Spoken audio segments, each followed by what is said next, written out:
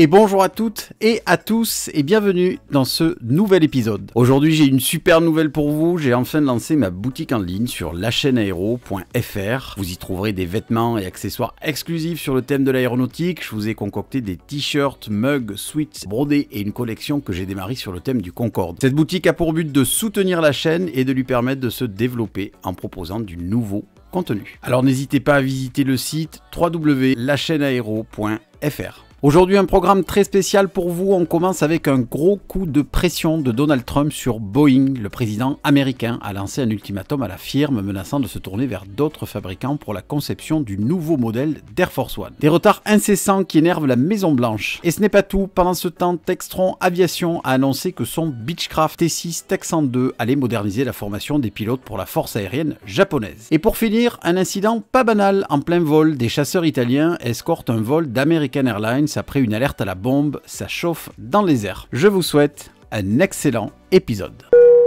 Et Trump lance un ultimatum à Boeing pour le nouveau modèle d'Air Force One. Le président américain, agacé par les retards dans la livraison des nouveaux avions présidentiels, menace de se tourner vers d'autres fabricants pour remplacer Boeing. Air Force One est bien plus qu'un simple avion, il incarne le pouvoir, la sécurité et la mobilité du président des États-Unis. L'histoire d'Air Force One commence bien avant 1954. Depuis le XXe siècle, les présidents américains ont utilisé des avions pour leurs déplacements. Le premier président à voler était Franklin D. Roosevelt, qui en 1943 utilisa un Boeing 314 Clipper pour se rendre à Casablanca en Afrique du Nord durant la Seconde Guerre mondiale. Ce nom ne désigne pas un avion spécifique mais tout appareil de l'US Air Force transportant le président en fonction. Cette appellation est apparue en 1954 après un incident où un avion commercial portant le même numéro de vol que le président Dwight D. Eisenhower est pénétré dans le même espace aérien, créant une confusion. Dès lors, tout avion transportant le président des États-Unis a été désigné sous le nom d'Air Force One. Les avions présidentiels ont évolué au fil du temps pour répondre à des besoins de sécurité et de communication de plus en plus complexes. Le modèle le plus iconique d'Air Force One reste le Boeing 747-200B utilisé depuis 1990 avec des capacités exceptionnelles, des systèmes de communication de pointe, des quartiers présidentiels et des équipements de défense pour assurer la protection du président en vol. Avec des caractéristiques comme la possibilité de se ravitailler en vol et une autonomie permettant des voyages intercontinentaux sans escale, Air Force One incarne la mobilité et la sécurité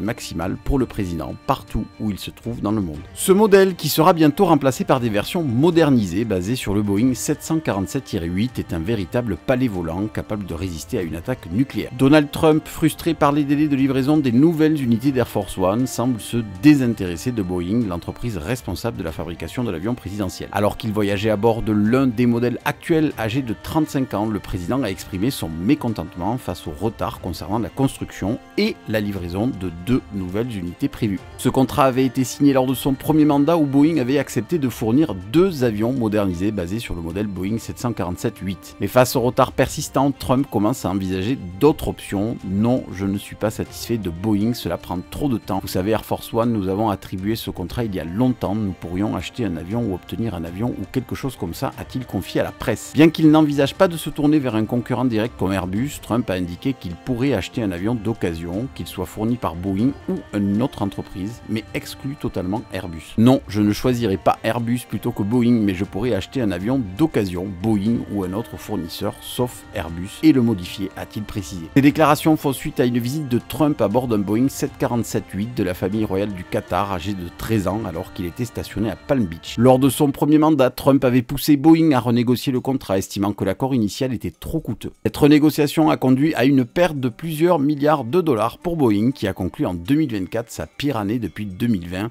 avec des pertes de près de 11,8 milliards de dollars. Son remplacement prévu initialement pour l'an passé a été repoussé à 2027-2028 mais des problèmes persistants rendent la livraison de nouveaux appareils dérivés du Boeing 747-8 incertaine. L'un des plus grands défis pour l'entreprise est d'adapter ses avions aux besoins spécifiques de communication, de sécurité et d'accessibilité de l'avion présidentiel. Un responsable du gouvernement américain ayant parlé sous couvert d'anonymat à Reuters a expliqué que des problèmes de chaîne d'approvisionnement ont ralenti la production. certains fournisseurs ayant même fermé leurs portes. Ce programme visant à transformer deux Boeing 747-8 en version présidentielle rencontre des obstacles majeurs, notamment en raison des exigences spécifiques liées à l'avionique. Les VC-25B nouvelle version ne sont pas de simples avions de transport, mais des extensions volantes de la Maison Blanche, remplissant des fonctions cruciales comme un poste de commandement aéroporté, notamment en cas de guerre. Ces appareils doivent offrir des protections de pointe contre les cyberattaques et les menaces de guerre électronique avec des systèmes de communication sécurisés et résistants aux tentatives de piratage.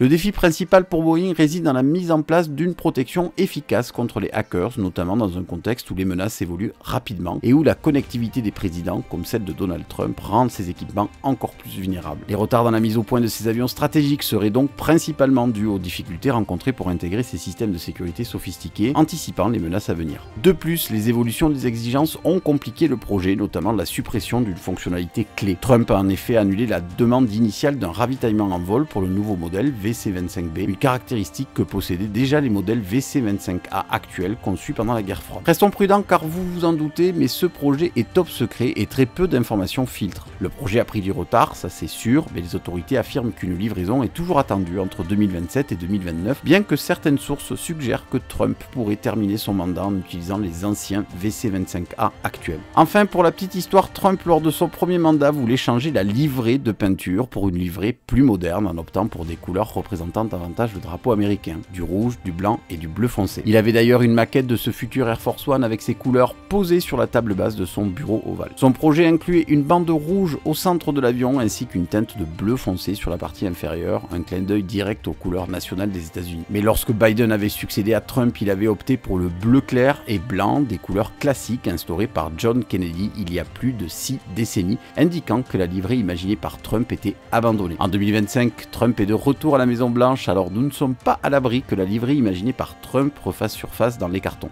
Et vous, qu'en pensez-vous? Quelle livrée préférez-vous? L'ancienne mise en service sous Kennedy ou la future livrée imaginée par Trump? Dites-moi tout ça dans les commentaires. Textron Aviation a annoncé en coordination avec le groupe Kanematsu que l'appareil Beechcraft T6 Tech 102 a été choisi pour moderniser la formation des pilotes de la force aérienne d'autodéfense japonaise. Le Japon rejoint ainsi 14 autres pays qui ont choisi le T6 Tech 102, venant ainsi s'ajouter à une flotte de plus de 1000 appareils T6 livrés dans le monde entier. Le Beechcraft T6C est un avion de formation militaire de nouvelle génération conçu pour tous les niveaux d'instruction, de l'apprentissage de base à la formation opérationnelle avancée. Le T6C a été spécialement conçu pour offrir une large gamme de capacités de formation, une fiabilité à long terme et des opérations rentables. La première version du Beechcraft T6 a été développée dans les années 90 et a réalisé son premier vol en 2000. Avion d'entraînement, le T6 a remplacé le Cessna T-37B Tweed de l'US Air Force et le T-34C Turbomentor de l'US Navy. Il fut nommé en hommage au North American T6 Texan. Il est utilisé par l'US Air Force comme avion d'apprentissage au pilotage, mais aussi comme avion d'entraînement au commandement. Le T6 est également utilisé par les forces aériennes canadiennes CT-156, Harvard 2, grecques, israéliennes et irakiennes comme avion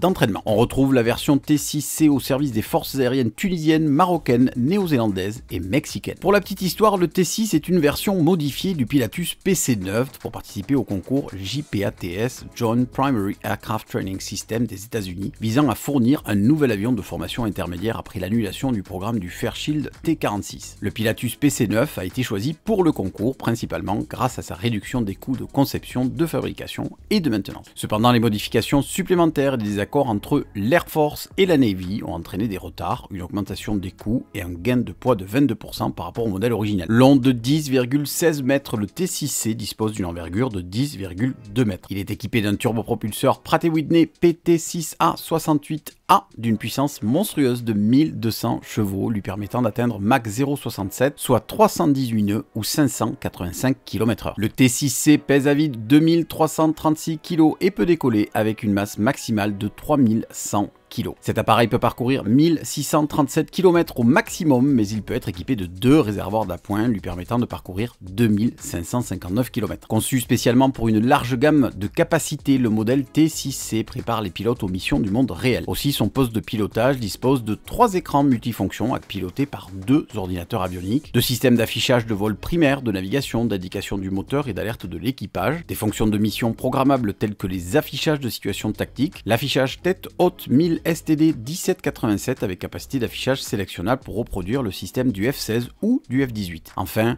un instrument de vol de secours qui combine tous les repères de vol essentiels dans un seul écran facile à lire. Cet appareil peut emporter de l'armement aussi. Le nouveau T6C+ combine les caractéristiques de la série T6C avec une capacité d'armement en ajoutant 6 points d'emport sous les ailes dont 2 sont raccordés pour des réservoirs externes de carburant. La série Plus étend les capacités de formation pour inclure la livraison d'armement, le tout dans un avion très rentable. Cet appareil est équipé de sièges éjectables Martin Baker MKUS 16LA. Le Beechcraft T6 Texan 2 est conçu et fabriqué par Textron Aviation, une filiale à 100% de Textron Aviation. Le T6 Texan 2 a été sélectionné par le Japon après une évaluation très compétitive et approfondie des solutions de formation proposées par plusieurs soumissionnaires. La finalisation du contrat est prévue en 2025. La force aérienne d'autodéfense japonaise modernise son programme de formation avec une solution intégrée comprenant l'avion d'entraînement T6 Texan 2, un système complet de formation au sol, une formation pour les pilotes instructeurs et les techniciens de maintenance des avions, ainsi qu'un soutien logistique et de soutien à long terme.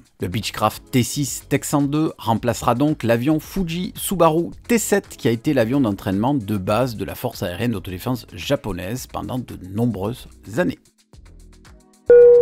Le 22 février dernier, 2 avions de chasse italiens ont escorté un vol d'American Airlines qui avait décollé de l'aéroport JFK de New York à destination de New Delhi en Inde après avoir reçu une alerte à la bombe en plein vol. Le vol 292 d'American Airlines volait près du Turkménistan lorsqu'il a fait demi-tour et s'est dérouté à Rome en raison d'un problème de sécurité potentiel, a indiqué la compagnie aérienne. La compagnie aérienne qui se remet encore de sa collision catastrophique avec un hélicoptère Black Hawk qui a tué tous les passagers d'un vol commercial à Washington DC le mois dernier a confirmé l'incident.